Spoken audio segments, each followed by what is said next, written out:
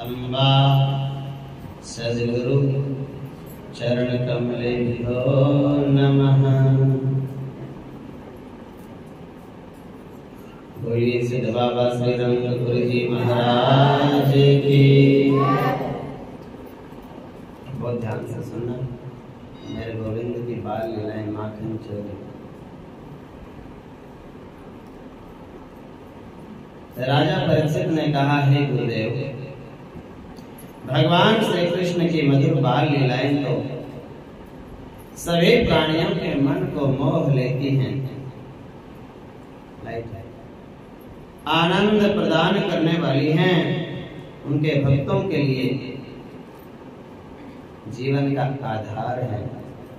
उनकी ऐसी लीलाओं को सुनने के लिए मेरे हृदय में बड़ी जिज्ञासा हो रही है। आप कृपा करके उनकी बाल लीलाओं का वर्णन करें। श्री सुखदेव जी ने कहा, राजन, परिपूर्णतम ब्रह्म भगवान श्री कृष्ण की लीलाएं तो अपार हैं, उन सभी का वर्णन करना कुछ कम किया जाता है इसमें से। सहस्र प्रमुख शेष के लिए भी संभव नहीं है। उनमें से कुछ मधुर परंतु ऐश्वर्यपूर्ण लीलाओं का वर्णन करता हूं, जो समस्त प्राणियों के लिए कल्याणकारी हैं। उन्हें ध्यान देकर के सुनो। एक दिन की बात है, इसको थोड़ा क्लियर करना। दूध पिला रही थी, वात्सल्य स्नेह से सराबोर हो रही थी। जब बालक श्री कृष्ण दूध पी चुके और यशोदा जी उनके रुचिर मुस्कान से युक्त मुख को चूम रही थी, उसी समय श्री कृष्ण को जम्हाई आई। माता ने देखा कि उनके मुख में आकाश, अंतरिक्ष, ज्योतिर्मंडल, दिशाएं, सूर्य, चंद्रमा, अग्नि, वायु, समुद्र, पृथ्वी, पर्वत, नदियां, वन और समस्त चराचर प्राणी स्थित हैं। अपने पुत्र के मुख में सहसा सारा जगत देखकर माता यशोदा जी का शरीर कांप उठा। आश्चर्यचकित हो गई, अपनी बड़ी बड़ी आंखें बंद कर ली। इस प्रकार बालक श्री कृष्ण ने अपने मुख में सारा विश्व दिखलाकर माता यशोदा को बतलाया कि मैया, तेरा दूध मैं अकेला नहीं पीता, मेरे मुख में बैठ करके सारा विश्व इसका पान करता है। वात्सल्यमयी माता यशोदा अपने पुत्र के मुख में सारा विश्व देखकर डर गई, परंतु हृदय में वात्सल्य प्रेम होने के कारण उन्हें अपनी आंखों पर विश्वास नहीं हुआ। उन्होंने विचार किया, यह विश्व प्रपंच बालक के मुंह में कहां से आ गया? यह मेरी आंखों का कोई भ्रम है, इसलिए मैया ने अपनी आंखें बंद कर ली। मुझे ठीक से नहीं दिख रहा, ऐसा सोचा। एक दिन बलराम आदि ग्वाल बाल कृष्ण के साथ खेल रहे थे। उन बालकों ने यशोदा जी से कहा, मैया, तुम्हारे बालक कन्हैया ने मिट्टी खाई है। यशोदा जी का कुछ क्रोध आया। उन्होंने एक हाथ में छड़ी लेकर दूसरे हाथ से बालक कृष्ण का हाथ पकड़ लिया और डांट कर कहा, क्यों रे नटखट, तो बड़ा ढीठ हो गया है, तूने छिप करके मिट्टी क्यों खाई? देख तो तेरे संग के सब सखा कह रहे हैं, तेरे बड़े भैया बलराम भी उनके साथ मिलकर के आपकी शिकायत कर रहे हैं। बालक श्री कृष्ण ने कहा, माँ, मैंने मिट्टी नहीं खाई है, ये सब झूठ बोल रहे हैं। यदि तुम उन्हीं की बात सच मानती हो तो लो, मेरा मुख देख लो। यशोदा जी ने कहा, यदि ऐसा है तो अपना मुख खोलो। माता के कहने पर बालक श्री कृष्ण ने अपना मुख खोल दिया। श्री कृष्ण ने विचार किया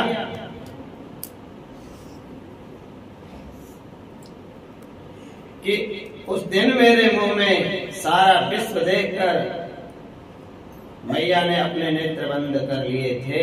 एक दिन पहले भगवान ने अपना मुख दिखाया था। कब? जब मैं दूध पी रहा था मैया का। उस दिन मैंने पूरा ब्रह्मांड मैया को दिखाया और मैंने बताया, मैं अकेला आपका दूध नहीं पीता, पूरा विश्व आपका स्तनपान करता है। और आज मिट्टी के बहाने से मैया कहने लगी, मुंह खोलो। भगवान सोचते हैं, आज भी अगर मैं अपना मुंह खोलूंगा, ये अवश्य अपने नेत्रों को बंद कर लेंगी। हे परीक्षित, भगवान श्री कृष्ण का ऐश्वर्य अनंत है। वो केवल लीला के लिए ही मनुष्य के बालक बने हुए थे। यशोदा ने देखा, उनके मुंह में चर अचर संपूर्ण जगत विद्यमान है। आकाश, दिशाएं, पर्वत, द्वीप, समुद्रों सहित सारी पृथ्वी, वायु देवता, चंद्रमा, सूर्य, तारे, ज्योतिर्मंडल, जल, अग्नि, पवन, सब के सब भगवान कृष्ण के मुख में दिखाई पड़ने लगे। विभिन्न रूपों में दिखने वाला यह संसार, सारा ब्रजमंडल और अपने आप को भी, खुद भी यशोदा मैया अपने आप को भी कृष्ण के नन्हे से खुले हुए मुख में देख रही हैं। संशय में पड़ गई मैया। सोचने लगी, हे भगवान, कोई सपन देख रही हूं मैं, या कोई भगवान की माया? कहीं मेरी बुद्धि को कोई भ्रम तो नहीं हो गया? या फिर ऐसा हो सकता है ये बालक जन्म से ही कोई सिद्ध महात्मा हो, जो चित्त मन कर्म वाणी के द्वारा ठीक ठीक सुगमता से अनुमान नहीं होता। ये संपूर्ण विश्व जिनके आश्रित है, जो इसका प्रेरक है, जिसकी सत्ता से इसकी प्रतीति होती है, जिसका स्वरूप सर्वथा अचिंत्य है, उन भगवान परमेश्वर को मैं प्रणाम करती हूँ। यह मैं हूँ, ये मेरे पति, ये मेरा पुत्र, मैं ब्रजराज की समस्त संपत्तियों की स्वामिनी हूँ और ये गोप गोपियां, ये गौ माताएं मेरे अधीन हैं। जिनकी माया से मुझे इस प्रकार की कुमति घेरे हुए है। कुमति किसे कहते हैं? उल्टी बुद्धि। उल्टी बुद्धि किनकी होती है? जो कहता है सब कुछ भगवान का, उनकी बुद्धि होती है सीधी। घर भगवान का, बच्चे भगवान के, हम भी भगवान के, धन दौलत भी भगवान का, धरती माता भी भगवान की, सब कुछ भगवान का। उनकी बुद्धि कैसी होती है? सीधी। और जो कहता है घर भी मेरा, बालक भी मेरा, शरीर भी मेरा, पति भी मेरा, मकान भी मेरा, धन भी मेरा, उनकी बुद्धि कैसी है?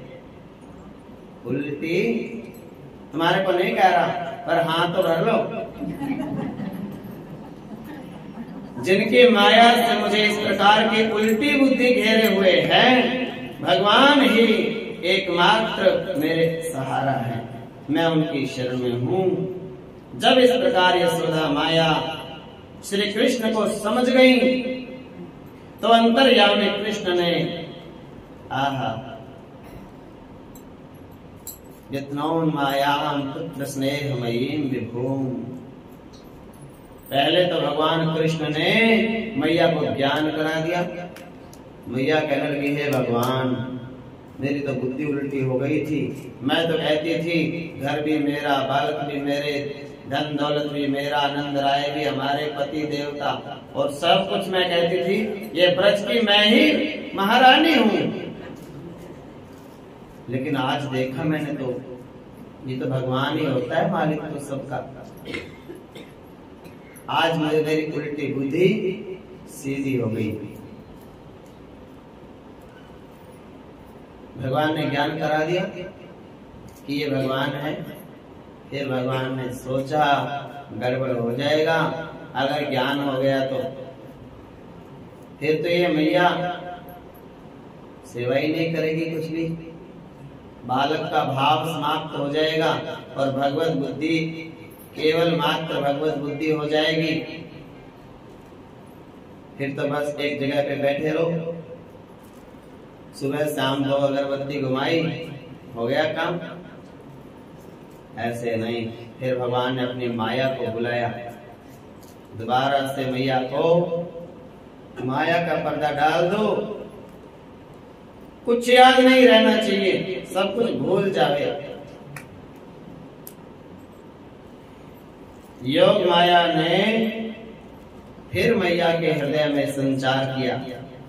माया का पर्दा फिर पड़ गया दिल पे। तुरंत यशोदा भूल गई, वो कन्हैया को भाग के अपने गोद में उठा लिया। जैसे पहले उनके हृदय में बालक का प्रेम था और प्रेम उमड़ता आया।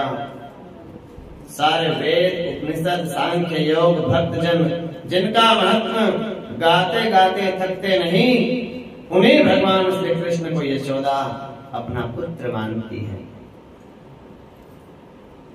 एक दिन यशोदा ने नंद बाबा से कहा कि कन्हैया ने एक दिन मिट्टी खा ली थी। जब मैंने उनका मुख खोलकर देखा तो उसमें स्वर्ग, धरती, आकाश, पर्वत, वन, नदी, चंद्रमा, सूर्य सभी जगत दिखाई दिया, जिसे देखकर मैं तो चकित रह गई। परंतु नंद बाबा को इस बात पर विश्वास नहीं हुआ।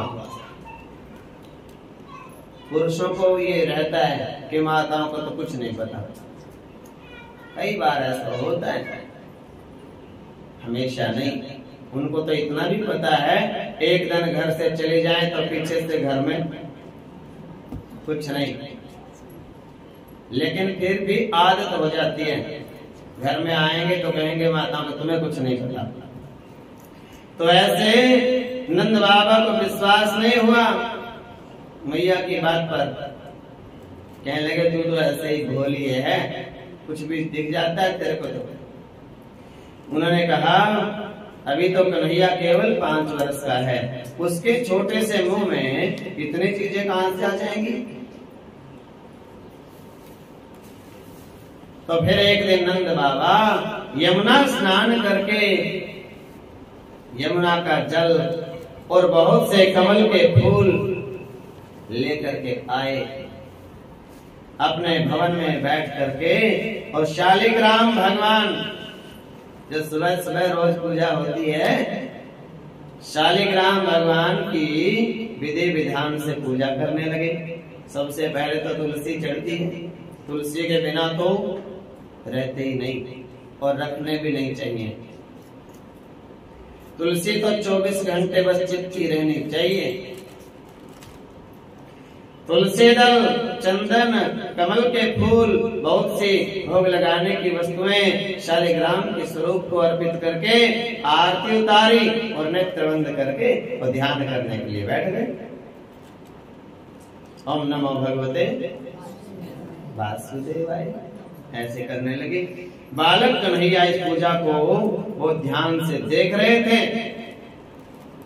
बोले देवता ने तो कुछ खाया ही नहीं, बस ऊपर ऊपर से चला गया, बह गया सब।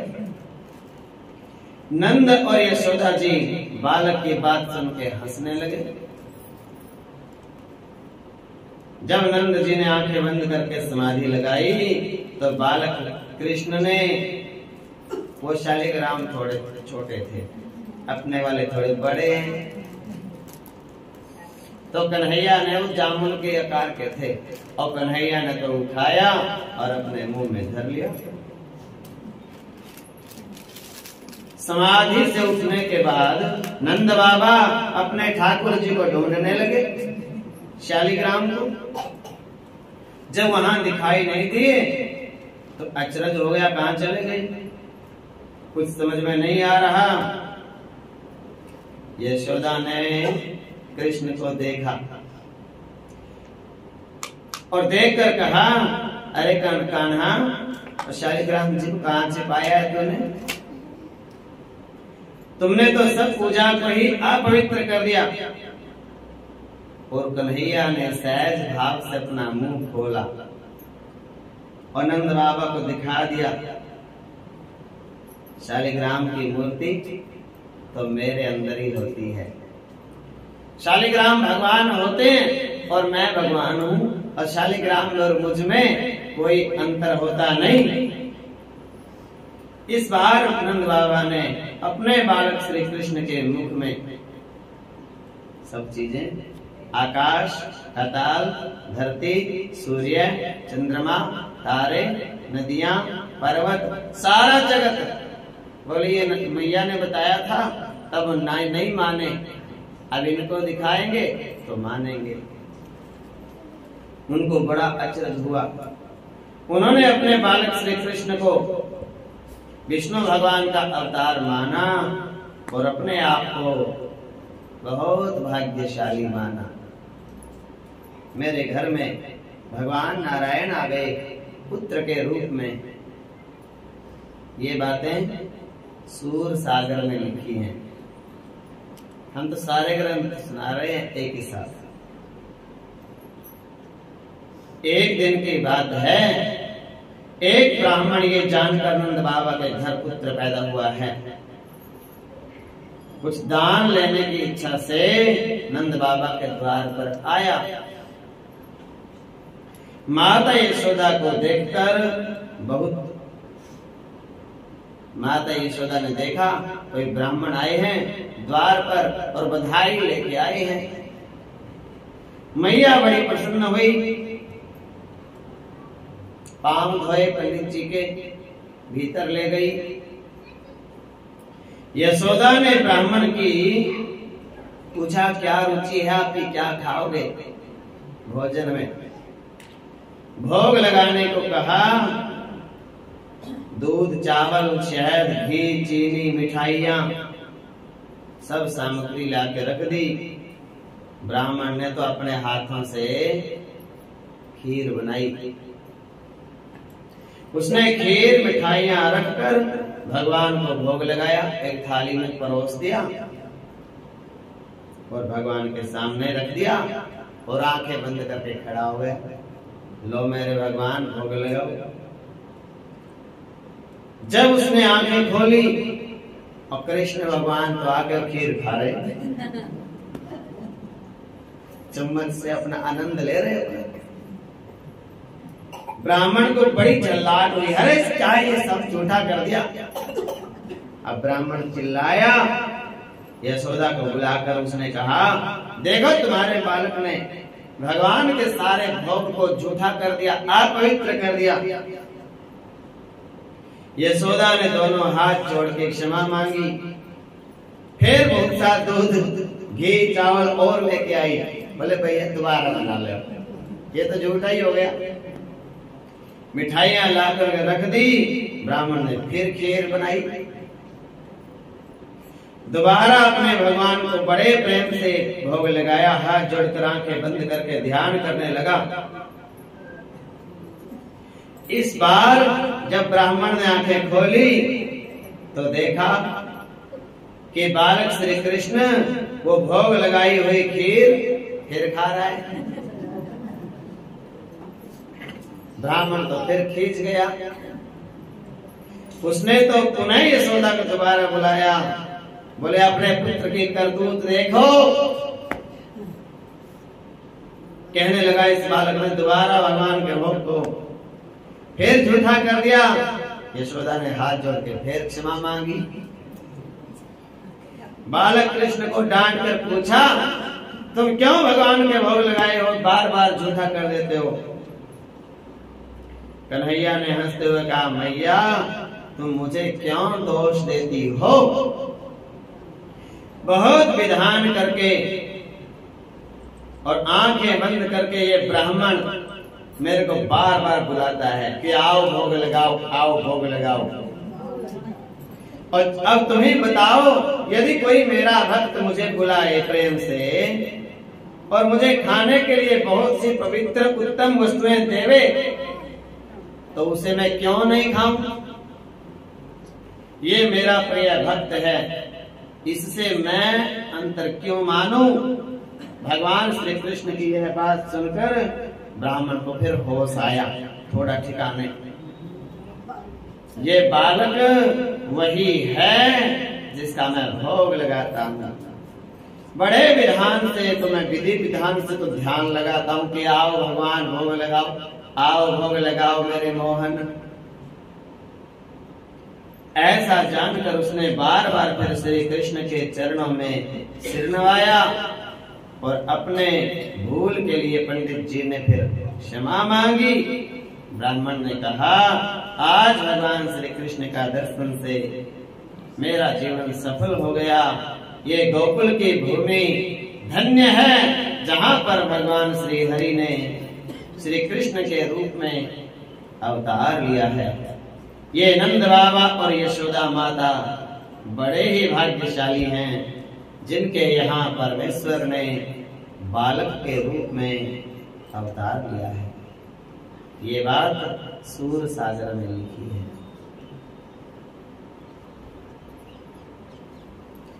एक दिन कन्हैया कह रहे थे कि मैया मुझे माखन बहुत भाता है, तुम मेवा पकवान खाने को कहती हो परंतु मुझे रुचते नहीं। वहीं पीछे खड़ी होकर एक गोपी, ध्यान से सुनो, कन्हैया की बातें सुन रही थी एक गोपी। उसने मन ही मन कामना की कि कब मैं कन्हैया को अपने घर का माखन खाते देखूंगी। जब मैं मथानी के पास जाकर जब ये बैठेंगे तो मैं कहीं छिप जाऊंगी। प्रभु तो अंतर्यामी हैं, वो गोपी की प्रेम वाली हृदय की बात को भगवान को पढ़ लिया, दिल में क्या है इसके। एक दिन उसकी कामना पूरी करने के लिए उस गोपी के घर पहुंच गए। कन्हैया ने देखा घर का दरवाजा भी खुला है और कोई है भी नहीं, भीतर चले गए। गोपी ने श्री कृष्ण को आते देखा तो वह कहीं छिपके खड़ी हो गई। प्यारे कन्हैया की लीलाएं देखने लगी। कन्हैया तो ऐसे ऐसे झांके। कन्हैया जहां दही मथी जा रही थी, जहां बिलोनी थी, उसके पास में जाकर के बैठ गए। माखन से भरी कमोरी, कमोरी पर बिलोनी को बोलते हैं, उसे माखन निकाल करके खाने लगे। और जो खंबे थे ना उस महल में, वो शीशे के थे, मणियों के। शीशे को समझते हैं लोग, मणियों को कभी देखा नहीं, तो इसलिए थे तो मणियों के पर शीशे के आप मान लो। उसमें सारा अपना चेहरा, पूरा शरीर दिखता था। अब कन्हैया माखन खावे और शीशे में देखे और देख करके उसको कहने लगे जो शीशे में दिख रहा था, सुनो आज ही मैंने पहली बार चोरी करी है। हाँ, उसको कह रहा है जो शीशे में दिख रहा है दूसरा कन्हैया, भाई उसको कहीं ये बता ना दे किसी को, आज मैंने पहली बार चोरी का माखन खा रहा हूं और तुम भी मेरे साथ आ गए। अच्छा लो तुम भी थोड़ा माखन खा लो।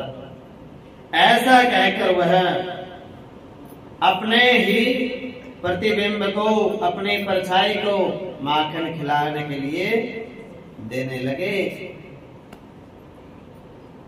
और माखन तो शीशे के ऊपर चिपक गया और जब हाथ हटाया तो फिसल गया और नीचे गिर जाता। और कन्हैया कहते हैं भैया एक बात बताओ, तुम बाहर क्यों गिराते हो, खाओ। ये गिराने के लिए नहीं होता, मैया कहती है खाने के लिए होता है, और तुम खाते ही नहीं, तो सब बाहर फेंक दिया।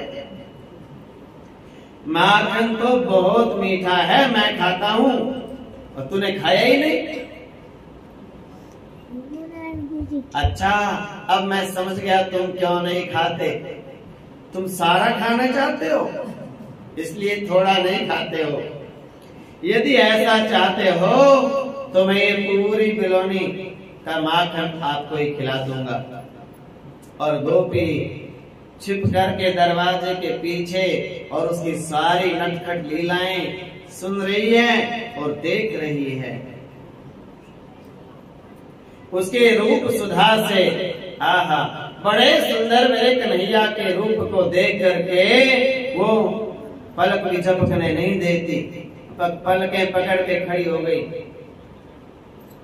नैनों से अमृत का रस पी रही हैं। कन्हैया की बातें सुनकर उसे जोर से हंसी आ गई, जैसे तुम हंसे। उसको सामने आता देखकर कन्हैया वहां से भाग गए। उस प्रकार गोपी की कामना कन्हैया ने पूरी कर दी।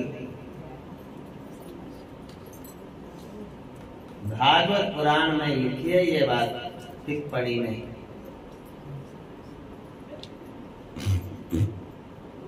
अब फिर कोई पूछा माखन की चोरी क्यों करते हैं। राजा परीक्षित ने पूछा गुरुदेव चोरी करके माखन खाना कोई अच्छी शिक्षा तो है नहीं समाज के लिए। शास्त्रों ने तो चोरी करना मना बताया है, वर्जित। फिर एक तो भगवान का अवतार, सामान्य इंसान नहीं कोई, और दूसरा माखन की चोरी क्यों करते थे। गोपियों को अपने घर पर माखन खाते हुए कन्हैया को देखने की कामना क्यों होती थी। गोपियों ने और कुछ क्यों नहीं मांगा, ये क्यों मांगा हमारे घर में ये आए, माखन चुराए, प्रेम से खाए और हम देख के निहाल हो जाएं। उनके प्रति अतिशय अनुराग क्यों होता था। यदि गोपियों को माखन खिलाने की लगन थी तो वो प्रेम से घर बुला के और बिठा के और खिला देती। चोरी में समझ नहीं आई कोई बात, क्यों ऐसा करती थी। शंका का समाधान करते हुए स्वामी सुखदेव मुनि ने कहा राजन सुनो, चोरी तो उसको कहते हैं जब किसी दूसरे की चीज उसको बिना पूछे अनजाने में और आगे भी वो ना जान पाए कभी भी, ऐसी भावना से कोई चोरी करे तो चोरी मानी जाती है। भगवान श्री कृष्ण गोपियों के घर अपनी मर्जी से नहीं जाते थे, उनकी इच्छाओं से जाते थे। उनकी इच्छा से माखन लेते थे और अनजाने में नहीं, वो सामने देखती थी छुप छुप के और वो सामने ही लेते थे। आगे जाने की कोई बात ही नहीं थी। आगे जानने की वो जान तो उसी समय गई, बाद में तो जानना कुछ था ही नहीं, किसने खाया किसने नहीं खाया, पता था सबको, वो खा रहा है सामने। वे माखन खाकर उनकी आंखें उसको देख देख के तृप्त होती थी और उनके सामने ही वो दौड़ के निकल जाते थे। आंखों के सामने उनकी आंखें धन्य हो जाती थी। संसार में या संसार के बाहर कौन सी ऐसी वस्तु है जो भगवान की नहीं, जिसकी वो चोरी के करते। सभी चीजें तो भगवान की हैं, फिर उन्हीं की चीज उन्होंने खाई है, दूसरे की तो कोई चीज होती ही नहीं। गोपियों का सब कुछ केवल कृष्ण ही था। फिर गोपियां क्या छिपा के रखती इससे, जब सब कृष्ण है, सारा जगत ही उनका है, वो भला किसकी चोरी करते। चोर तो वास्तव में वे लोग हैं। आप ध्यान से सुनना, तुम्हारे से मिलती जुलती बात आएगी। चोर तो वे लोग हैं जो भगवान की चीज हैं और कहते हैं ये तो हमारी है। भगवान की चीजों को जो अपनी मान के और उन्हें ममता दिखाते हैं, आसक्ति दिखाते हैं, ये भगवान की दिव्य लीला थी, चोरी नहीं थी। जो भगवान अंतर्यामी होने के कारण गोपियों के मन की बात जान लेते थे, वे यह भी जानते थे कि गोपी कहाँ खड़ी होकर उनको देख रही हैं, तो ये चोरी नहीं, ये तो गोपियों की कामनाओं की पूर्ति करते थे। भगवान को जिसने सच्चे हृदय से जिस तरीके से याद किया, वो उसको उसी तरीके से मिल गए और आज भी मिलते हैं। तुम याद नहीं करते।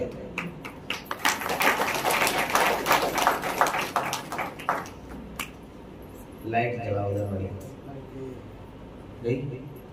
कोई भी सुंदर सलोना प्रखर बुद्धि वाला बालक या बालिका हो तो उसके प्रति आकर्षित होते हैं।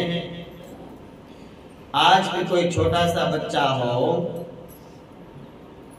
तेरी बात नहीं है, तो सुंदर हो, सलोना हो, लोग उसको बड़ा प्रेम करते हैं, उसको खिलाना पिलाना, गोदी में लेकर प्यार करना, पुचकारना चाहते हैं। बालक श्री कृष्ण तो भगवान के अवतार थे, अति सुंदर सलोने थे, देखने वालों का हृदय खींच लेते थे। उनके प्रखर बुद्धि विलक्षण शक्ति से सभी लोग अवगत हो चुके थे। जिन्होंने एक बार कृष्ण को देख लिया तो देखे बिना कान्हा मन नहीं माना। इन आंखों से आज हमने ब्रह्म को पहचाना है। कृष्ण पद कमलों में मन को लगाना है। इन गोपियों का ताना ये उलाहना तो बहाना है। वो तो देखने आती थी कृष्ण को। ऐसी दशा में गोपियों का उनके प्रति आकर्षित होना, उनको माखन खिलाने की कामना करना और उनको गोदी में लेकर प्यार करना, ये तो गोपियों का स्वभाव बन गया था। बालक श्री कृष्ण को माखन और दही बहुत भाता था। दूसरी वस्तुएं उनको अच्छी नहीं लगती थी, इसलिए श्री कृष्ण को माखन दही खिलाने की कामना गोपियों की होती थी। दूसरी वस्तुओं तो कन्हैया खाते ही नहीं थे। माखन और दही सबके घरों में होता था, चाहे कोई गरीब था चाहे कोई अमीर था। तो भगवान कहते थे सबका ही मौका मिल जाएगा, दूध दही सबके होता है। नंद बाबा के पास हजारों गौएं थी जिनसे बहुत माखन होता था, बहुत दही होता था। गोपियों को एक डर था कि कन्हैया को अपने घर का माखन दही खिलाने के लिए यदि हम बुलाएंगे तो यशोदा मैया उनको मना कर देंगी।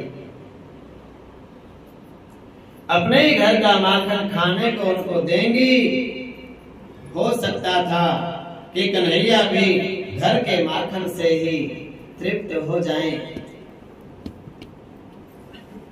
इसलिए उन्होंने कन्हैया को कभी सामने बुलाया ही नहीं कि तुम आ जाना माखन खाने। वो तो बस आंखें बंद करके मन मन में सोचती थी, हे भगवान आज हमारे घर में आ जाए और माखन खाए तो बहुत धन्य धन्य हो जाएं।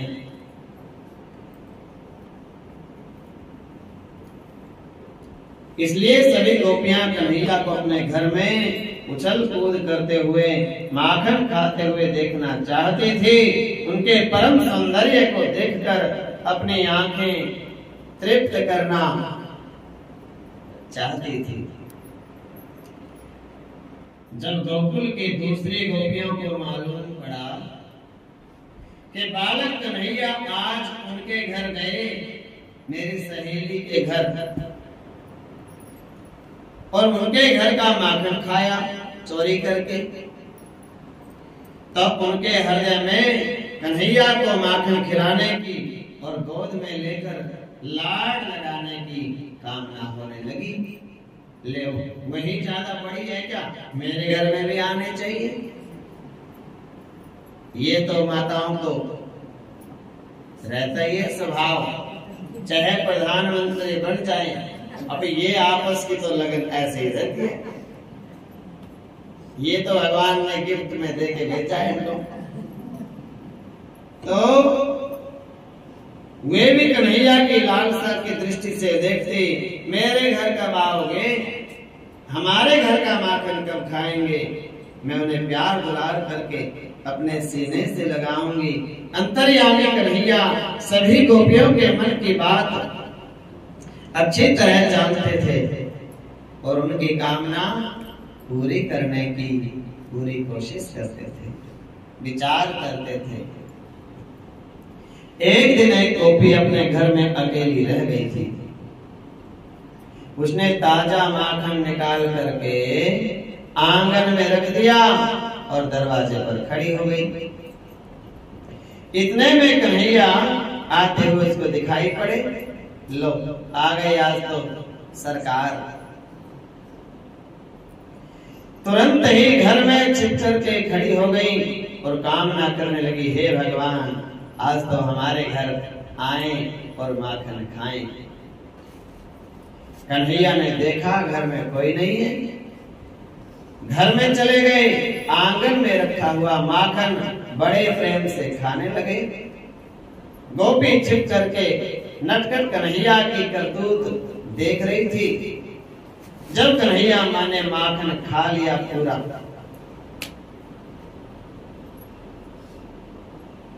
तो गोपी ने आकर तुरंत उसकी बाह पकड़ ली। पूछने लगी, माखन क्यों खाया? कन्हैया ने तुरंत उत्तर दिया, मैं इसे अपना ही घर समझ के भीतर आया था और देखा कि माखन में चींटी पड़ी है, तो निकाल रहा था मैं चींटियों को। मैंने माखन नहीं खाया, तो मेरे हाथ में लग गया। जो खाया वो तो पेट में चला गया, वो थोड़ी दिख रहा है। मैं तो चींटियां निकाल रहा था और भैया ये तो मेरे हाथ में लग गया, मैंने नहीं खाया। कन्हैया की इस भोली बात को सुन करके और गोपी के हृदय में अनंत प्रेम उमड़ आया। उसने प्यार से कन्हैया को अपने सीने से लगा लिया और कहने लगी, कन्हैया कहो तो मैं और भी माखन ला करके देती हूँ, तुम प्रेम से मन भर के खाओ। तुम इस तरह रोज हमारे घर आते रहो और माखन खा करके मेरी कामना पूरी करते रहो। तुम्हें माखन खाते हुए देखकर मुझे बहुत आनंद मिलता है। बोलो वृंदावन जय जय श्यामा तेरी आरती कन्हैया तेरी आरती सारा संसार श्यामा तेरी आरती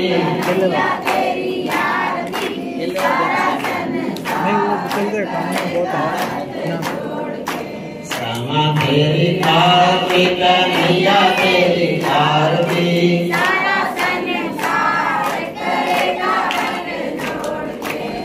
सिर पर सोना सोना मुकुट विराजे सिर पर सोना सोना मुकुट गलवा चंदी माला साजे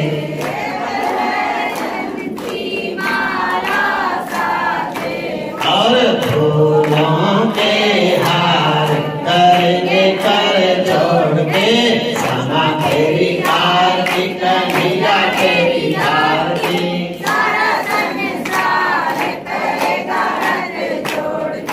श्यामा तेरी आरती कन्हैया तेरी आरती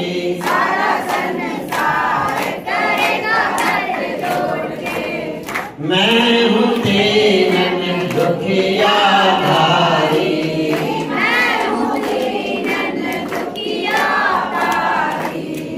आया हूँ रे कान्हा शरण तुम्हारी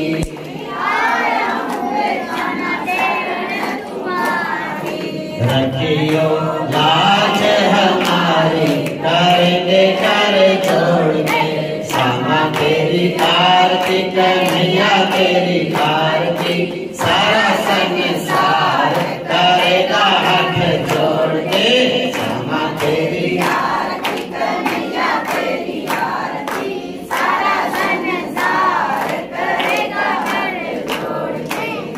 अपने चरण की भक्ति दीजो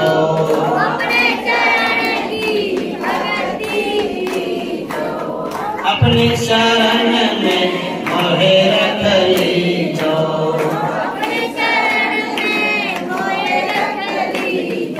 करो भव सागर पार करेंगे कर जोड़ के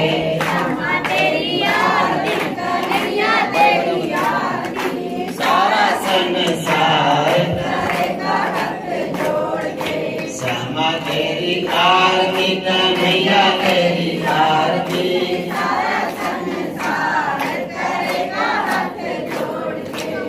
प्रेम सहित जो आरती गावे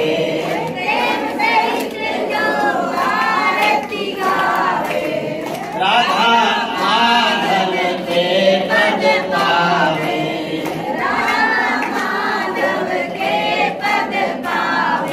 बढ़ जाए खुशियाँ अपार करेंगे कर जोड़ के